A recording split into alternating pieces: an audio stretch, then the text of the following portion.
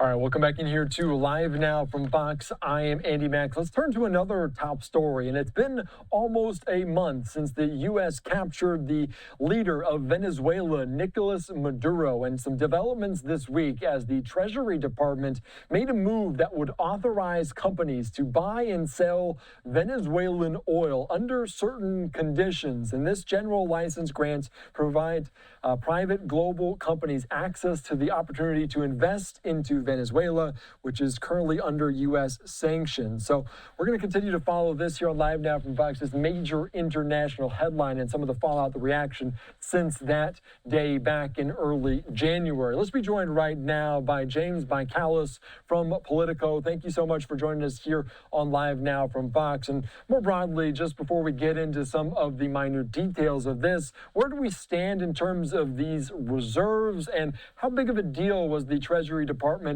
making this move to authorize those companies this week? Yeah, well, great to be with you, Andy. It's a continues to be a major topic here on the oil beat. You know, the Trump administration has been making this push to get international oil companies into Venezuela to help with the country's recovery economically and politically. And so this step by the Treasury Department was just one more step in that direction. Basically, what it does is it authorizes additional companies to be able to participate in the trading of Venezuelan oil, which is currently being controlled by the United States.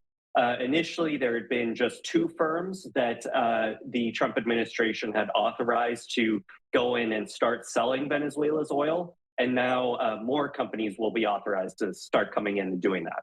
Yeah, this is a major move, and obviously people know now Venezuela, the largest proven oil reserve in the world. But speaking on a global kind of scale, why is this important in a world economy fashion?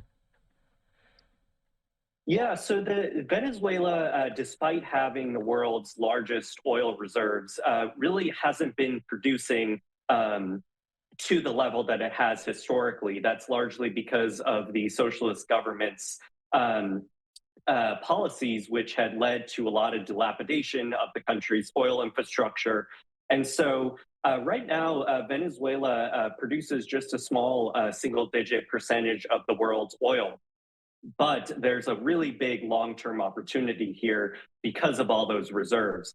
This could potentially be, if the country is able to recover, a real major factor in the global oil market.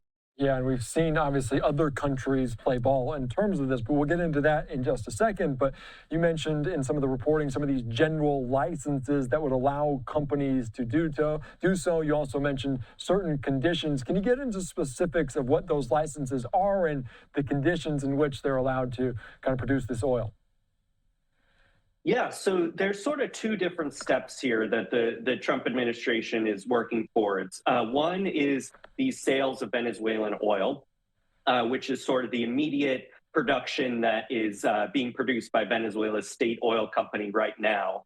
And during the blockade that the Trump administration has implemented, the oil has been sort of accumulating, stocking up in these storage tanks in Venezuela. So the first priority is to get that out. And so these licenses that the Trump administration has issued allow global oil companies to come in, even though the country is still under U.S. sanction.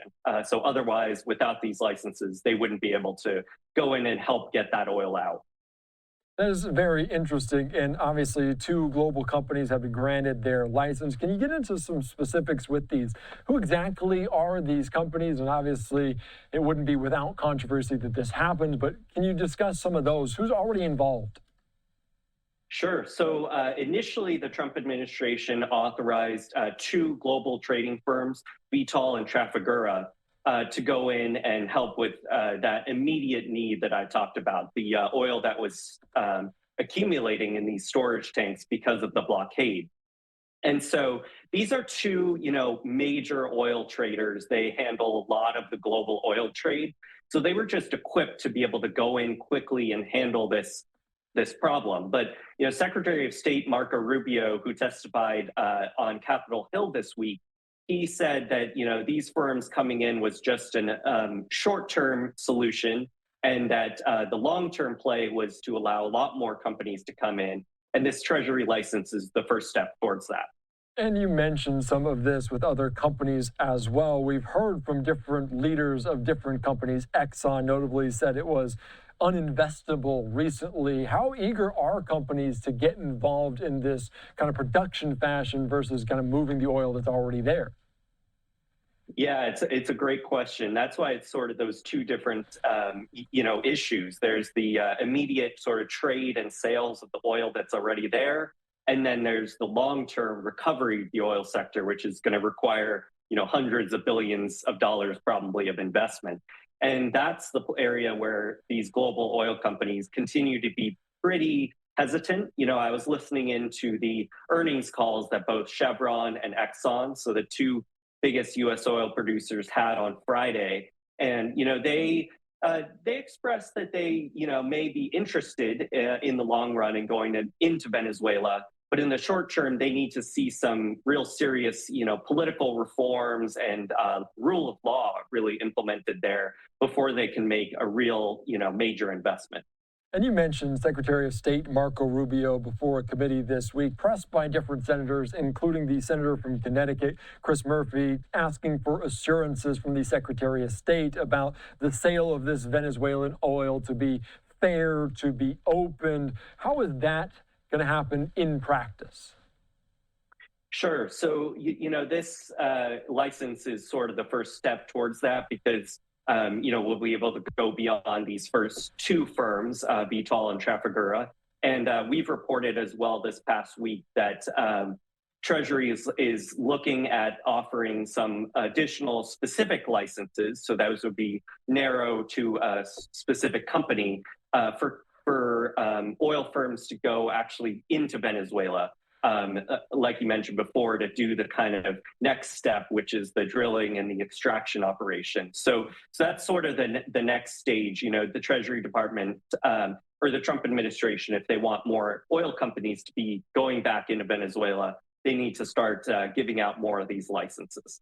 And we mentioned the interim tag, and that probably concerns plenty of Americans that they're getting involved with this with no exit strategy on the back end. Is there any sort of timeline that Marco Rubio, that the Trump administration has set forth in terms of Venezuela and the oil? No, Trump administration has said that they are planning to be in control of Venezuela's oil sales indefinitely. The long term, obviously, the goal in the long term from the Trump administration is to have U.S. oil companies back in there, controlling the country's oil sector. But like I said, that's going to be a long term, years and $100 billion plus of investment. Yeah, those infrastructure, groundwork, frameworks needs to be there for that to happen. I do want to get into another oil kind of topic, as President Trump over the weekend on Saturday said India will now buy Venezuelan oil, helping to replace some of the Russian oil that the third biggest oil importer buys. How big of a deal is that, and exactly potentially why did this go? Because there have been some relationships within the United States and India that haven't always worked out or seen eye to eye. How important is this? Yeah, it's certainly been a sort of rocky relationship between the U.S. and India, especially with regard to energy, because of India's reliance on Russian energy, which is another, obviously a lot of geopolitical turmoil there. With Venezuela,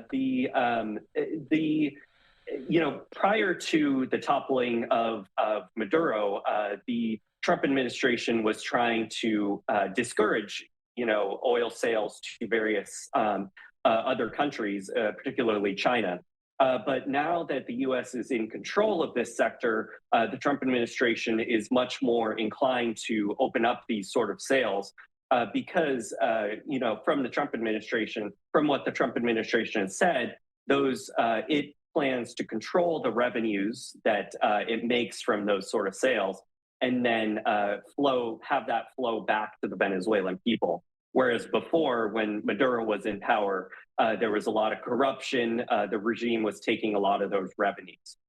And you mentioned the rocky geopolitical relationship. That also pertains to what's going on between the U.S. and China. And you mentioned them, but does this potentially open the door for China to get involved if the U.S. is really the intermediary?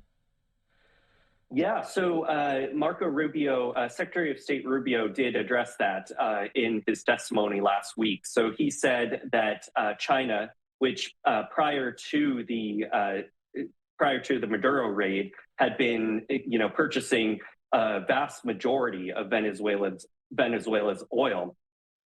Secretary Rubio said that China would be allowed to continue purchasing oil, but they'd have to do so on the open market, which is controlled by the United States. Whereas before, a lot of the oil that they were purchasing from Venezuela was on the black market and being funneled through these shadow tankers to China. And we talk about potentially who is involved, but let's talk about who's not involved, that being Russia, Iran in terms of this. Where is their kind of landscape look? What are they thinking at this hour? What's their play in this oil energy game? Yeah, so, with regard to this particular license that we were talking about that was issued last week, one of the stipulations, it has a number of conditions that, oil companies can come in and participate in the crude trading, but they cannot have any connection to certain countries like Russia, Iran, China, Cuba, and also that funding has to flow back through the U.S.-controlled oil fund. So that's really measures that the Trump administration is taking to try to prevent any of those oil sales from benefiting these geopolitical adversaries. We're moving very fast, very rapidly since the capture of Nicolas Maduro back on January the 3rd. James, anything else to note? Anything else we should be keeping our eyes on in terms of Venezuela, in terms of this oil? Anything else that you want to note? Yeah, there was an interesting move actually within Venezuela this past week. The interim government, acting President Delcy Rodriguez, pushed through a set of reforms to the country's hydrocarbon law, which was basically the law that had driven a lot of U.S. oil companies out of the country. So there was really this was really the first time it was reformed post Chavez. And so it is a significant move in Venezuela to, try to appease the United States and bring more international oil companies into the country. That being said, experts and as well as Secretary Rubio this past week, when asked about these reforms, said, it's a good step in the right direction, but it's not far enough to really get the level of investment that is needed to recover Venezuela's oil sector. All right, very good. James Bikales from Politico, thank you so much for joining us here on LiveNOW from Fox. So very interesting to look at kind of this two-pronged approach, both in the short term and long term when we're in reference to Venezuela. Thank you so much for joining us here on LiveNOW from Fox. Great stuff.